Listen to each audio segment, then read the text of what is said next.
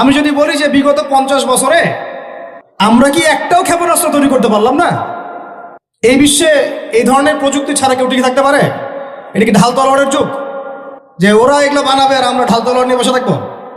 কি করলাম আমরা বলেন? আপনারা তো রাগ করেন কথা বললে। রাগ না করে একটু ভালো করে মন দিয়ে শোনেন না, মন দিয়ে চিন্তা করেন না। কি করলাম আমরা এতদিনে? আমাদের 50টা ক্ষেপণাস্ত্র থাকার কথা ছিল, আমাদের 50টা পারমাণবিক অস্ত্র থাকার কথা ছিল। কিসের ভিত্তিতে আমরা লড়াই করব? কিসের ভিত্তিতে আমরা লড়াই করব? মিয়ানমার যদি আমাদেরকে কালকে চাপ দেওয়া শুরু করে, আমরা কিসের ভিত্তিতে লড়াই করব? কি নিয়ে লড়াই করব? এমনকি পুরো মুসলিম বিশ্বের বড় বড় পরাশক্তিগুলোর সাথে আমাদের সম্পর্ক কতটুকু ভালো। ইরান বুঝে ফেলতেছে যে রাশিয়ার সহযোগিতার দরকার আছে, কারণ রাশিয়া হচ্ছে এখনকার আমেরিকাদের বিরুদ্ধে একটা সুপার পাওয়ার, তাই না? অনেক কান্ট্রি এখন ওদের সাথে যুদ্ধ করতে গেলে রাশিয়ার সাথে বন্ডিং করে। এটা ওয়ার্ল্ড অ্যাফেয়ার্স। আমরা বিগত 50 বছরে কি করতে পারি না, ব্যর্থতার ইতিহাস রচনা করা যাবে। কি বলতেছেন আপনি? আমার কি বলতে চান? এটা রচনা করা যাবে একটা ইতিহাস। আমার কথা রাগ করেন না প্লিজ। এখন আমাদের 50টা পারমাণবিক অস্ত্র থাকার কথা ছিল, অ্যাটলিস্ট না থাকুক 5টা তো থাকার কথা ছিল। ওরা যদি আমাকে তাক করে রাখে, আমিও তাক করে রাখতাম। বেটা তুই মারলে আমি মেরে দেবো, যা।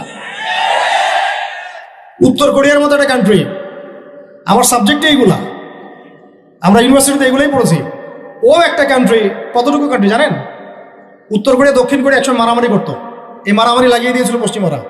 পরে উত্তর কোরিয়ার প্রেসিডেন্ট ওই বলা থেকে বের হয়ে যায়, বলা থেকে বের হয়ে চায়নার সাথে বন্ডিং শুরু করে, রাশিয়ার সাথে বন্ডিং শুরু করে ওদের সাপোর্টে সে আস্তে আস্তে আস্তে নিউক্লিয়ার ডিভাইসগুলো তৈরি করা শুরু করেছে। করার পরে এখন এই মাত্র বেশি না, 20 থেকে 25 বছর, 20 থেকে 25 বছরে ওরা এমন একটা জায়গায় চলে গেছে, খাইতে পারুক না পারুক পারমাণবিক বোমা একদম তাক করে রেখে দিয়েছে। পশ্চিমারা ওখানে নাক গলাতে পারে না। ও নাক গলাতে পারে আমার কাছে এসে, আমাকে বলে স্যাংশন দিবে, আমাকে বলে তোমাকে ভিসা নীতি বাতিল করে দিব। আমাকে বলতে পারে, ওকে বলতে পারবে না তো, কারণ ওর কাছে ওইরকম অস্ত্র আছে, দিবে একটা মাইরা, যা বেটা আসে। ওর পার্ল হারবার আছে সামনে জাপানের ওখানে। কারণ এটা এমন একটা বিষয় যে একটা যদি সে মারে আর এও তো একটা মারতে পারবে। একটা বোমা পড়লে পুরো জাতি একদম মুহূর্তের মধ্যে ছাই হয়ে যাবে, ছাই। এই জন্য এটা যুদ্ধ এত সহজে কেউ যেতে যাবে না। এটা হচ্ছে একটা মনস্তাত্ত্বিক শক্তি যে আমার কাছে আছে, তুই মারলে কিন্তু আমি মারতে পারি। এই মনস্তাত্ত্বিক শক্তিটাই দরকার ছিল, এখন নাই। আর ভাই এগুলো আমাদেরও তো অনেক দোষ। সব কিছু তো আমরা মানুষের উপর চাপাই দিয়ে বসে থাকি। আমরা যখন অ্যানালাইসিস করতে বসি সবাই মনে হয় যে বিজ্ঞ পণ্ডিত, কিন্তু আপনি তো দায়িত্ব নিয়ে সামনে আসছেন না, আপনি তো পড়াশোনা করে উপরে আসছেন না, আপনি তো জ্ঞান অর্জন করে মানুষকে বোঝানোর চেষ্টা করছেন না।